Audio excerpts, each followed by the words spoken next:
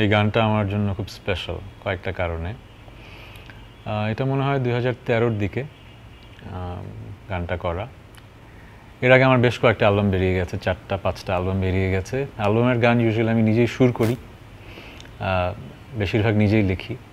কিন্তু কমার্শিয়াল স্পেসে নাটক, টেলিফিল্ম, ফিল্মে আমি কখনো গান আসলে করিনি। সো শিহাব শাহীন ভাইয়ের প্ররোচনায় ওনার এই টেলিফিল্মটা করা এবং এখানে গানটা করা। সো এই গানের পরে আমি রিয়েলাইজ করি যে আমি আসলে আমার নিজের গান বলতে নিজের সুর আর নিজের লেখা গানকেই বোঝাই, এটা ভাবতাম। এই গানের পরে আসলে রিয়েলাইজ করলাম যে আসলে সুরেরও বৈচিত্র্য প্রয়োজন এবং একটা বড় অডিয়েন্স আছে যাদের কাছে আমি হয়তো গান নিয়ে পৌঁছাতে পারি না, কারণ তারা যে ধরনের ম্যাস অ্যাপিলের গান পছন্দ করে সেই ধরনের গান আমি তখন করতাম না।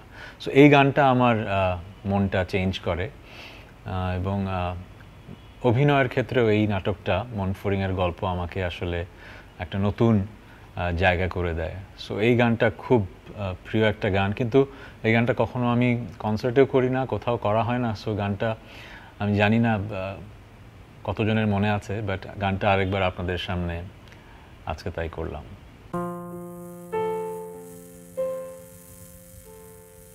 বুঝিনি এতটুকু তোমাকে হারিয়েছিলাম স্বপ্নের ঘোরে, কতটা পথ ঘুরে এসেছি, তুমি বন্ধু আমার ছিলে পাশে। মেঘের পরে আলোর ভিড়ে তুমি প্রথম চেয়েছিলে, বুঝিনি আমি তোমাকে দেখে রেখেছো যে কত মায়াতে।